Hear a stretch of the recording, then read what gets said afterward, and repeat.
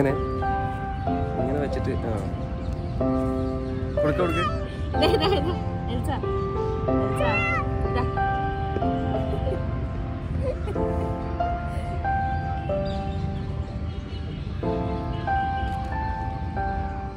ഈ വീഡിയോ കാണുന്ന നാട്ടിലെ അമ്മമാരൊക്കെ പറയുന്നുണ്ടാവും, ഇവർക്ക് വേറെ ഒരു പണിയില്ല പൂച്ചേനെയും ബാഗിലാക്കിയിട്ട് ഇങ്ങനെ കറങ്ങി നടക്കാനെന്ന്.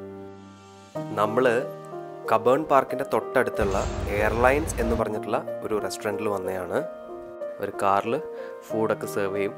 ചേച്ചി ഇത് ഭയങ്കര ടെൻഷനൊക്കെ മാറി. ഇപ്പോൾ ഏതെങ്കിലും ഒരു സ്ഥലത്ത് നിർത്തിയിട്ട് കഴിഞ്ഞ് കഴിഞ്ഞാൽ ഭയങ്കര ചില്ലാണ്. നോക്കട്ടെ നോക്കട്ടെ പോ നോക്കട്ടെ നോക്കട്ടെ പോ നോക്കട്ടെ. ഹായ്.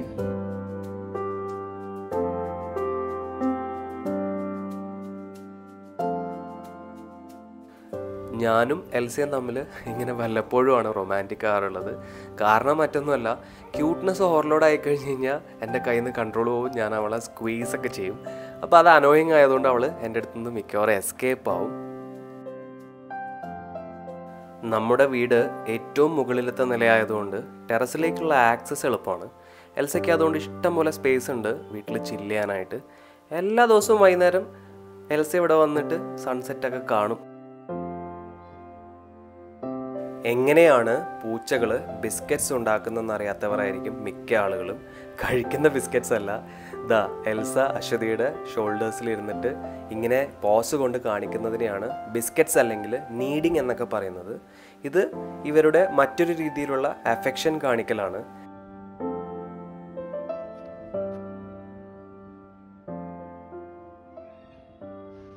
എൽസ എന്തിനാ തിരിഞ്ഞു നടക്കണ?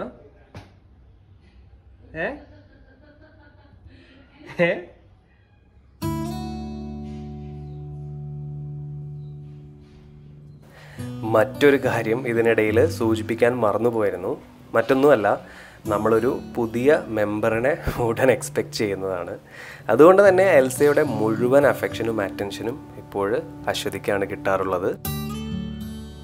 നമ്മുടെ ഇടയിൽ സാധാരണയായി പട്ടിയും പൂച്ചയൊക്കെ കമ്പയർ ചെയ്ത് സംസാരിക്കുന്നവരുണ്ട്. അവരോട് പറയാനുള്ളത്, പൂച്ചയുടെ ബ്രെയിന് പട്ടിയെക്കാട്ടിലും വളരെ സൈസ് കുറഞ്ഞതാണ്. അതുകൊണ്ട് തന്നെ വളരെ വ്യത്യസ്ത സ്വഭാവമുള്ള ഒരു വളർത്തുമൃഗമാണ് പൂച്ച. നമ്മളെടുത്ത് കാമായും സൈലൻ്റായൊക്കെയാണ് ഇവർ പെരുമാറുന്നത്. രണ്ട് സോണുകളിലുള്ളതായതുകൊണ്ട് തന്നെ പട്ടിയും പൂച്ച ഒരിക്കലും നമുക്ക് കമ്പയർ ചെയ്യാൻ പറ്റില്ല. പ്രഗ്നൻസി ടൈമിൽ ഹ്യൂമൻ ബോഡിയെ സെൻസ് ചെയ്യുന്നതിൽ പൂച്ചകൾക്ക് വലിയൊരു കഴിവുണ്ട്. അതുകൊണ്ട് തന്നെ ഈ ഒരു സമയം കൂടുതൽ സ്നേഹപ്രകടനങ്ങളൊക്കെ കാണാൻ പറ്റും നമുക്ക്. ഇങ്ങനെ വയറിൽ കയറിയിരുന്നും സ്നഗിൾ ചെയ്തും എപ്പോഴും പിന്നാലെ നടന്നൊക്കെയാണ് കാറ്റ്സ് പ്രഗ്നൻസി ടൈമിൽ അവരുടെ പ്രൊട്ടക്റ്റീവ് ഇൻസ്റ്റിങ്സ് കാണിക്കുന്നത്. ഒരുപാട് ഹെൽത്ത് ബെനിഫിറ്റ്സ് അടങ്ങിയിട്ടുള്ള റിലേഷനാണ് പൂച്ചയായിട്ടുള്ളതെന്ന് പലർക്കും അറിയില്ല. പ്രത്യേകിച്ച് പ്രഗ്നൻ്റ് ആയിട്ടുള്ള സമയത്താണെങ്കിൽ നമ്മുടെ മൂഡ്, ബ്ലഡ് പ്രഷർ, അതുപോലെ ആങ്സൈറ്റി, ഡിപ്രഷൻ, ഇതൊക്കെ ഇവരായിട്ട് ഇടപഴകുമ്പോൾ നമുക്ക് ഒഴിവാക്കാൻ പറ്റും. അശ്വതിയുടെ ഇന്നത്തെ ഗാർഡനിങ് പാർട്ട്ണറാണ്. ഗാർഡനിങ് മാത്രമല്ല, നമ്മൾ വീട്ടിൽ എന്ത് ചെയ്താലും അവൾക്കതിൽ പാർട്ടിസിപ്പേറ്റ് ചെയ്യണം. അതിപ്പോൾ ഒരു ആമസോൺ, സ്വിഗ്ഗി ഡെലിവറി വന്നാൽ പോലും ആദ്യം ഡോറിനടുത്ത് പോയി ഇൻസ്പെക്ഷൻ ചെയ്യുന്നത് എൽസയായിരിക്കും. ഈ മണ്ണിരയോട് വലിയ ഇൻട്രസ്റ്റ് ഉണ്ടായിട്ടൊന്നുമല്ല, സൂപ്പർവൈസിങ് ഡ്യൂട്ടിയാണ് ഇന്ന് ഏറ്റെടുത്തിരിക്കുന്നത്. ലോകത്തിലെ തന്നെ ഏറ്റവും ക്യൂരിയസ് ആയിട്ടുള്ള ഒരു ആനിമലാണ് cat. Curiosity kills the cat എന്ന് നമ്മൾ കേട്ടിട്ടുണ്ട്. നമ്മളെപ്പോഴും പറയുന്ന ഒരു ഡയലോഗാണ്, എൽസയ്ക്ക് എല്ലാം അറിയണം. അതുകൊണ്ട് തന്നെ നമ്മുടെ ജീവിതത്തിലെ എല്ലാ കാര്യത്തിലും എൽസയ്ക്കൊരു വലിയ റോള് ഞങ്ങൾ കൊടുത്തിട്ടുണ്ട്.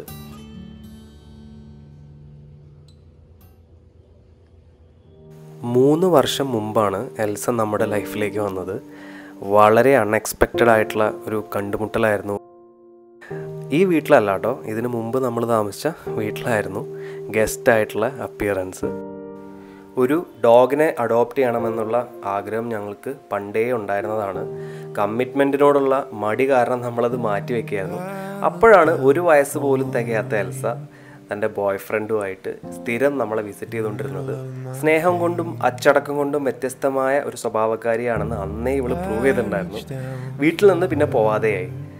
തനി കണ്ടംപൂച്ചയായിരുന്നു ബോയ് ഫ്രണ്ട്. അതുകൊണ്ട് തന്നെ അവനെ നമ്മൾ അധികം എൻ്റർടൈൻ ചെയ്യാറില്ലായിരുന്നു. ഫുഡൊക്കെ കൊടുക്കുമെങ്കിലും എൽസയ്ക്ക് മാത്രമാണ് വീടിനുള്ളിൽ പ്രവേശിക്കാൻ അവകാശം ഉണ്ടായിരുന്നത്.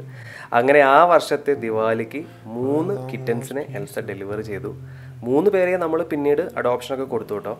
എൽസയെ നമ്മൾ പിന്നീട് ഒഫീഷ്യലി അഡോപ്റ്റ് ചെയ്യുകയാണ് ചെയ്തത്.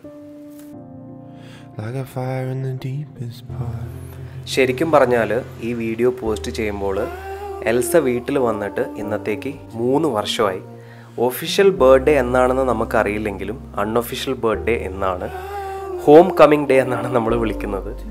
ഇപ്പോൾ മദർഹുഡൊക്കെ അവസാനിപ്പിച്ച് നമ്മുടെ കൂടെ നമ്മുടെ മോളായിട്ട് റിട്ടയർഡ് ലൈഫാണ്. ആരോ പറഞ്ഞു കേട്ടിട്ടുണ്ട്, പൂച്ചകളെ നമ്മൾ അല്ല ചൂസ് ചെയ്യുന്നത്, മറിച്ച് അവരാണ് നമ്മളെ ചൂസ് ചെയ്യുന്നത്, അല്ലെങ്കിൽ അവരാണ് നമ്മളെ തേടി വരുന്നതെന്ന്. എൽസയുടെ ജീവിതത്തിൽ ശരിക്കും അങ്ങനെ തന്നെയാണ് സംഭവിച്ചത്.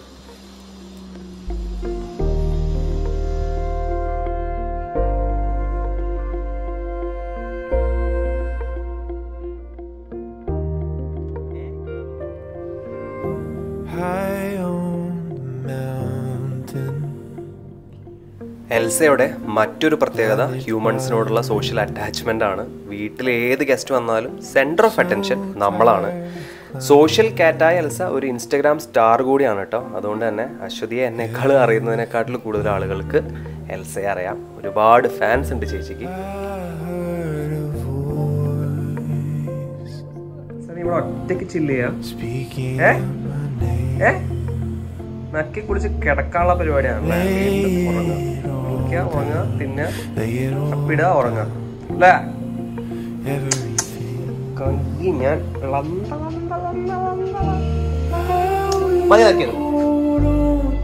നക്കണ്ട നക്കണ്ട നക്കണ്ട നക്കണ്ട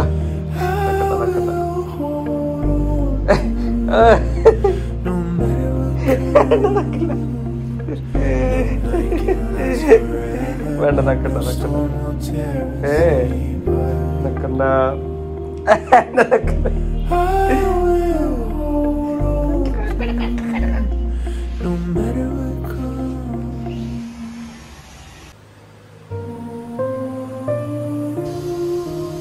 നല്ല സുഖമായിട്ട് കിടക്കാണ്.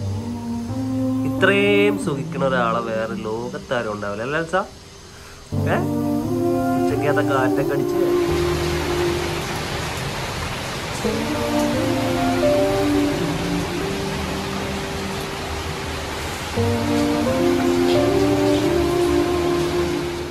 സ്നേഹിച്ചാൽ നന്ദിയില്ല, നന്ദി കാണിക്കാറില്ല, നന്ദിയില്ലാത്ത വർഗമാണ് പൂച്ച എന്നൊക്കെ പറയുന്ന ആളുകളോട് ഒന്നേ പറയാനുള്ളൂ, സ്നേഹത്തിന് measurement സ്കെയിലില്ല.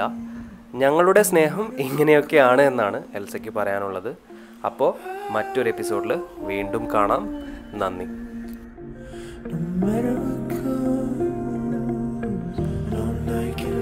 Forever, no storm will tear us apart.